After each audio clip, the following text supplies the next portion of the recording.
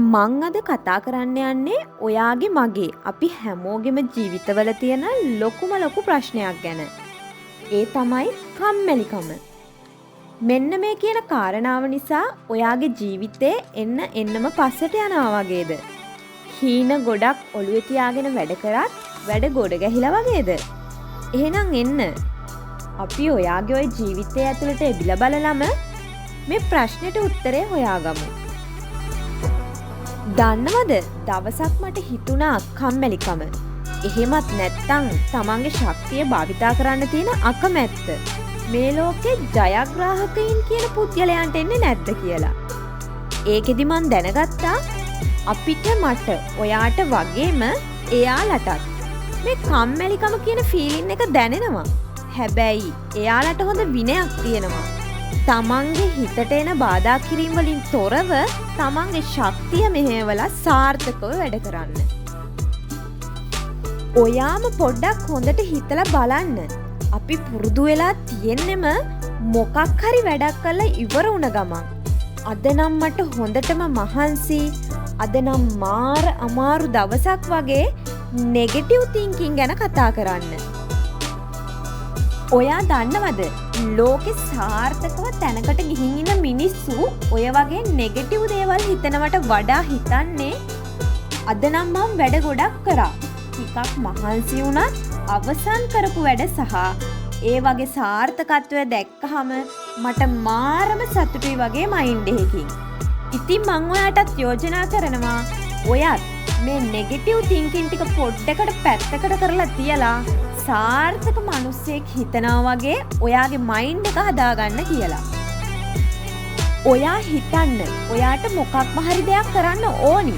ඔයා ඒ දේ ලොකු කට්ටක් කාලා නිදි නැති රැයවල් ගෙවාගෙන තනියම දරාගෙන ඒ දේ කරනවා. ඉතින් ඔයා ඒ දේ කරද්දි කොච්චර දුක් විඳත් අවසාන සාර්ථකත්වයත් එක්ක ඔයා ලොකු සතුටක් ලබනවා. හැබැයි ඔයා ඒ දේ අමාරුයි කියලා පටන් ගත්ත තැනම අතෑරලා දැම්මනම් ඒ නිසා ඔයාට මේ මොහොත වෙද්දිත් හිතින් දුක් වෙන්න සිද්ධ වෙනවා. ඔයාම සිලෙක්ට් කරන්න. කට්ටක් කාලා සාර්ථක වෙලා සතුට ලබනවද? වැඩේ අමාරුයි කියලා අතෑරලා දාලා ජීවිත කාලයම පසුතැවෙමින් බිඳවනවද කියලා. මං අද කම්මැලිකම කොටස් දෙකකට බෙදලා කතා කරනවා. ඒකෙන් පළවෙනි එක තමයි ශාරීරික කම්මැලිකම. අනිත් එක තමයි මානසික කම්මැලිකම. ශාරීරික කම්මැලිකම ගත්තහම ඉරියව් හා චලන, කෑම බීම, අහිතකර ආකාරයේ නිින්ද වගේ සාධක ගන්න පුළුවන්. ඔයා ගන්න ආහාර වේලේ අධික කාබෝහයිඩ්‍රේට් ප්‍රමාණයක් අඩංගු නම් ඔයාට කම්මැලිකම ඇතිවීමේ ප්‍රවණතාවය වැඩි. ඒ හින්දා ඔයා නිතරම ඔයාගේ කෑම වේලට වැඩි ප්‍රෝටීන ප්‍රමාණයක් එකතු කරගන්න try කරන්න. මේ දෙයට අමතරව විටමින් D ඌනතාවයත් ඔයාගේ මේ කම්මැලිකමට බලපාන්න පුළුවන්. ඔයා වැඩ කරන්නේ කාමරයක් ඇතුළත හිරු එළියක් ඔයාගේ ශරීරයට නොඇටෙන ගෘහස්ත ස්ථානයක නම් ඔයාට මේ විටමින් D ඌනතාවය ඇති වෙන්න පුළුවන්. ඉතින් ඔයා විටමින් D ගන්න ඕනි මේ ඌනතාවයෙන් මිදෙන්න නම්. ශරීර චලන නිවැරදිව හා ක්‍රමවත්ව කරන්න. ඉඳගද්දි, ඇවිදිද්දි, නිදාගද්දි වගේ ඔයා දවසේ ගත කරන සෑම ඉරියව්වක්ම නිවැරදිව කරන්න. ඊට අමතරව ශරීරයට උදේම හොඳ ව්‍යායාම ටිකක් කරන්න. ඉරියව් පාලනය කියන්නේ කම්මැලිකම නැති කරන මේන් පොයින්ට් එකක් කියලා මතක තියාගන්න. ඊළඟ කාරණය තමයි ඔයාගේ නිින්ද. ඔයාගේ කම්මැලිකමට බලපෑම් කරන්න පුළුවන් ප්‍රබලම පොයින්ට් එකක් මේ නිින්ද කියන්නේ. නිරෝගී මිනිස්සෙක් දවසකට පැය 7ක 8ක හොඳ නිින්දක් ලබා ගන්න ඕනි. හැබැයි නිින්ද අඩුවීම සහ වැඩිපුර නිදා ගැනීම මේ කම්මැලිකමට ප්‍රබලව බලපෑම් කරන්න පුළුවන්.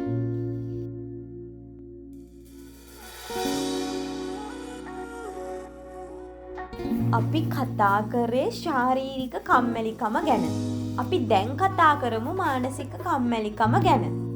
මේ මානසික කම්මැලිකම ඇති වෙන්න හේතු විදිහට නිශ්චිත අරමුණක් නොමැතිවීම, තමන්ට තමන් පිළිබඳ ඇති අවිශ්වාසය, වැඩ කල් දැමීම, අපිලිවෙල වටපිටාව, පටු අරමුණු ඇති පුද්ගලයන් ඇසුරු කිරීම වගේ දේවල් ගන්න පුළුවන්.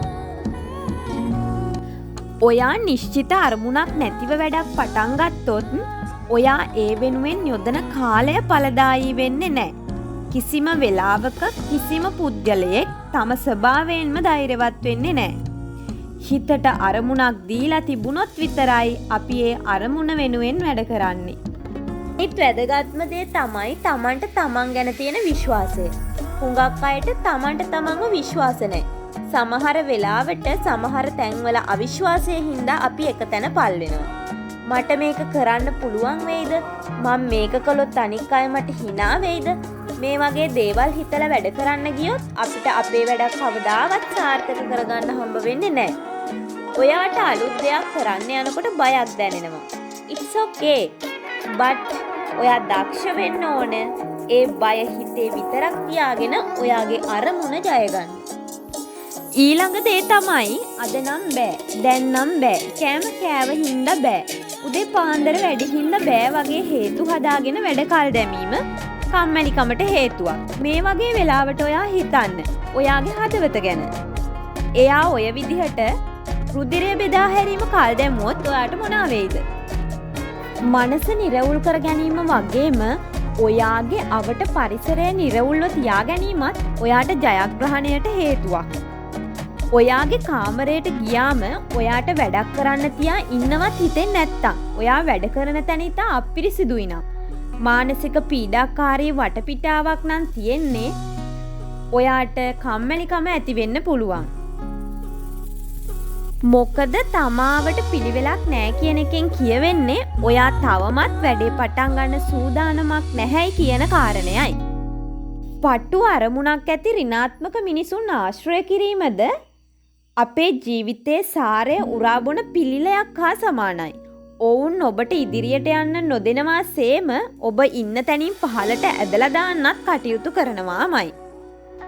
ඔයාට එක පාරටම වෙනස් වෙන්න බැරි වෙයි.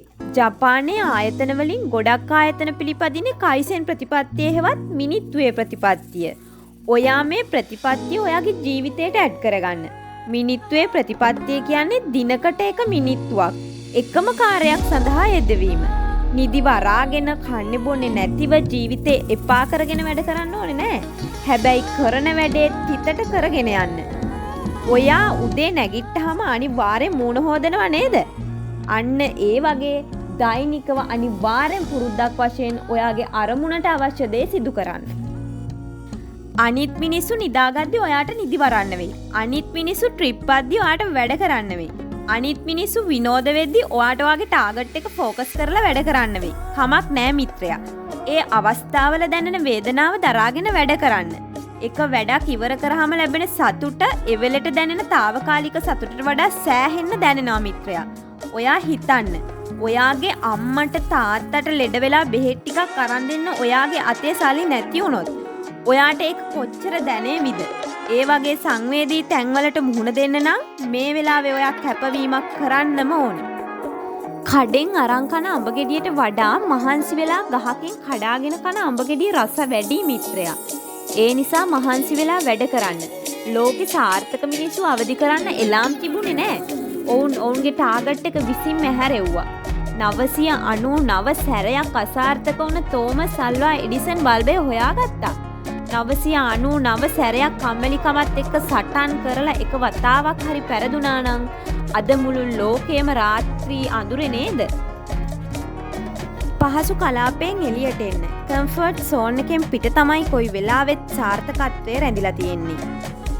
මාව සබ්ස්ක්‍රයිබ් කරලා නොටිෆිකේෂන් ඔන් කරලා තියාගන්න. ඔයාගේ ප්‍රශ්නකදී ඔයා වෙනුවෙන් මං ආයෙත් එන්නම්. good luck.